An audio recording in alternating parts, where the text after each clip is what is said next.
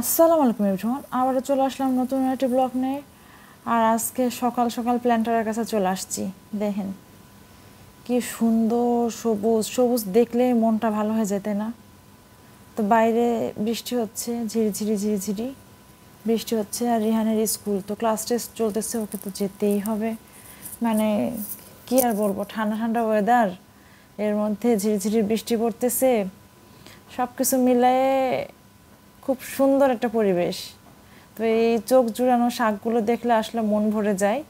সুন্দর হয়ে গেছে গাছগুলো, তাই না বলেন? কয়েকটা দিনের মধ্যেই এত সুন্দর পাতা ছড়াইছে।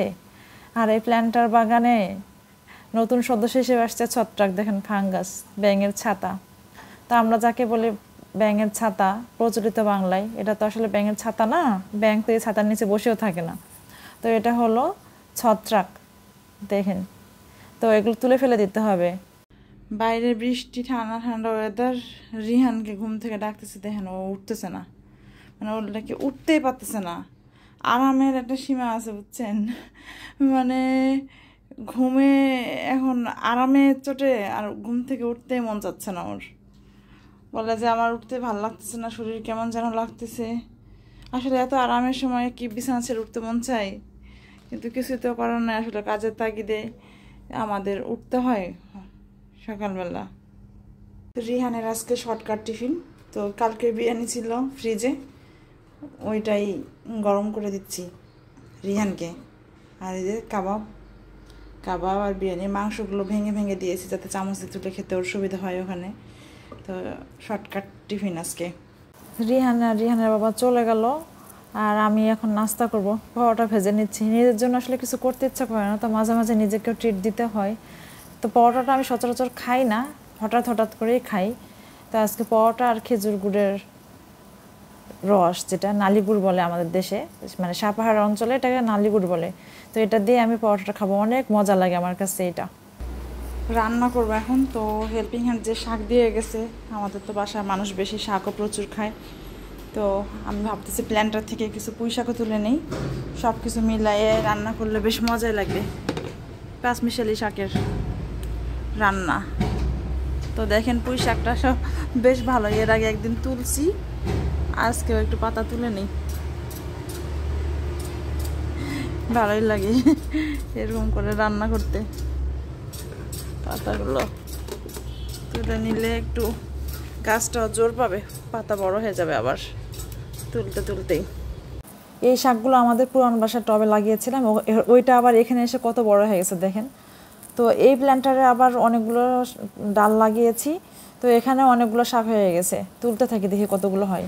প্ল্যান্টার থেকে দেখেন কতগুলো শাক হয়েছে, অনেকগুলো শাক, বেশ ভালোই শাক পাওয়া গেছে। এই শাকগুলো আমি একসাথে মিলে মাছের মাথা দিয়ে রান্না করব। তো এই শাকগুলো দেখেন সব একসঙ্গে ধুয়ে রাখা হচ্ছে। তো ধুয়ে নিলাম সব। আর কচু শাকটা ধুতে হবে, কাটতে হবে এটা কুচি কুচি করে, এর জন্য। আর মাছের মাথাটা এত বাজেভাবে কেটে দিছে, তো ওটা দিয়ে আর তরকারির মধ্যে দিতে ইচ্ছা হচ্ছে না। তো আমি মাছের মাথা কিংবা যে কোনো মাছের টুকরা দিয়ে এই শাক রান্না করলে, এই শাক কেন, যে কোনো শাকই রান্না করলে, পাঁচমিশালি শাক রান্না করলে বেশ মজা হয়। তো আব্বুর ভাজিটা করে নিচ্ছি। এই বিভিন্ন রকমের পটল, চিচিঙ্গা, আলু দিয়ে একটা ভাজি, রুটি দিয়ে খাওয়ার যে ভাজিটা, সে ভাজিটা দেখেন খুব ভালো লাগে। আর ননস্টিকের কড়াইয়ে করতে আরও বেশি ভালো লাগে, তাওয়ার মধ্যে। তো এই যে ভাজি বক্সে করে তুলে রাখতে হবে। করলা ভাজিটা ওই যে সেদিন যে ফ্রিজে রাখছিলাম হাফ ডান করে, ওটা করে নিলাম। আর এখন শাক রান্নার আয়োজন চলতেছে। দেখেন প্রেশার কুকারে দিছি, পেঁপে দিয়ে মাছ রান্না হবে। পেঁপে আলু সিদ্ধ দিয়ে দিছি, তাড়াতাড়ি হবে মাছ রান্নার জন্য। আর আমাদের সেই হাতিলের ক্যাবিনেট চলে আসছে, তো ডেলিভারি দিতে আসছে। এখন এই প্যাকিং খুলে এটা সেট করে দিবেন ওনারা। তো এই তো ওটাই সেটিং প্রসেসিং চলতেছে।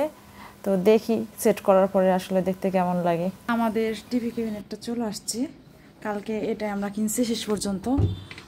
আর বলেছি কেন কিনেছি এটা। তো এখানে স্টোরেজ আছে এরকম। তো আমরা এই যে এটা আলগা করে নিচ্ছি, এটা ফিক্সড ছিল এই জায়গায়, বাট আমরা ওই যে স্পিকারগুলো এভাবে করে রাখবো এখানে। তো যার জন্য এটা খুলে জাস্ট এটা আলগা করে নিচ্ছি। এটা ইচ্ছা করলে ফিক্সড করা যাবে, ওনারা স্ক্রু নিয়ে দিয়ে গেছে। আমরা চাইলে যে কোনো সময় ফিক্সড করে নিতে পারবো।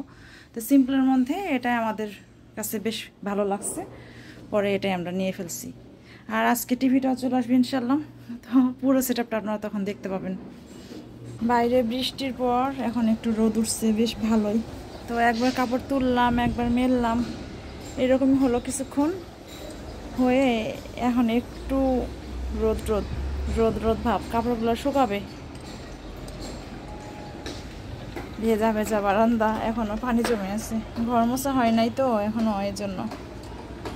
এক চুলায় মাছ রান্না হচ্ছে আর এক চুলায় ডাল বসায় দিচ্ছি। তো ডালটা গরম হচ্ছে, ওটা ফ্রিজে ছিল, বেশ অনেকটা ছিল লেফট ওভার, তো ওটাই গরম করে নিচ্ছি দুপুরে লাঞ্চের জন্য। আর এই তো মাছটা পেঁয়াজ ভাজতেছি, মশলা টশলা সব নিয়ে রাখছি। টমেটো একটু বেশি বেশি করে দিয়ে, ভালো লাগে আমার টমেটো একটু বেশি করে দিয়ে তরকারি রান্না করতে।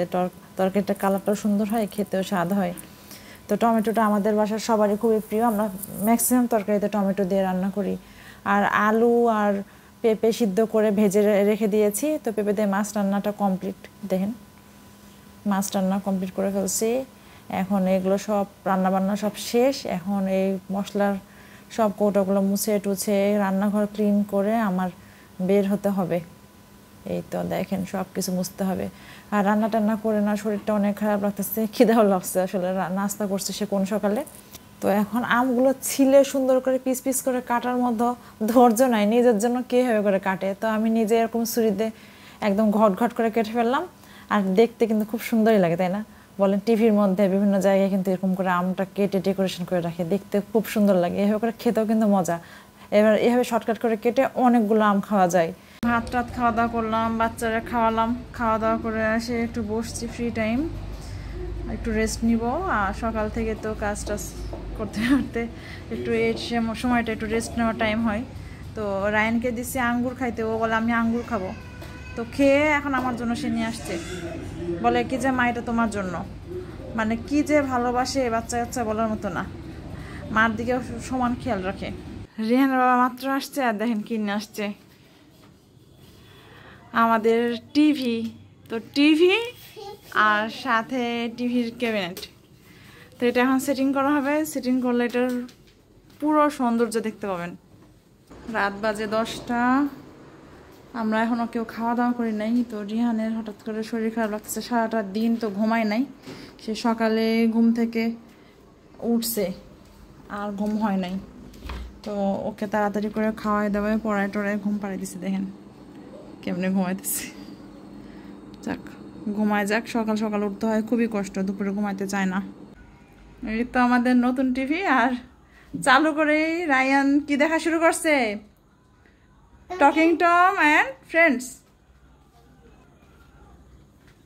এই তো রায়ান তোমার কেমন লাগতেছে? ভালো লাগতেছে। ও এখন ভাত খাবে আর টিভি দেখবে। নতুন টিভি, নতুন ক্যাবিনেট। রাত হয়ে গেছে, সব কিছু কাজ টাজও শেষ, গোছাই টোছাই নিয়েছি। আর রায়ান খাবে দুধ। তো ঘুমানোর আগে ওর বলতেছে যে খিদা লাগছে, ওকে একটু দুধ আর বিস্কুট দিব। এই যে ওরিয়া বিস্কুট খাবে ও, তো ওরিয়া বিস্কুট আর দুধ দিব, খাবে ঘুমানোর আগে। আর আমি একটু গ্রিন টি খাবো, একটু এক্সস্টেড লাগতেছে আসলে। আর ভালোই লাগতেছিল, মনটা খুশি খুশিও ছিল। নতুন টিভি আসছে, এর মধ্যে মানে রিহান হঠাৎ করে অসুস্থ হয়ে গেছে।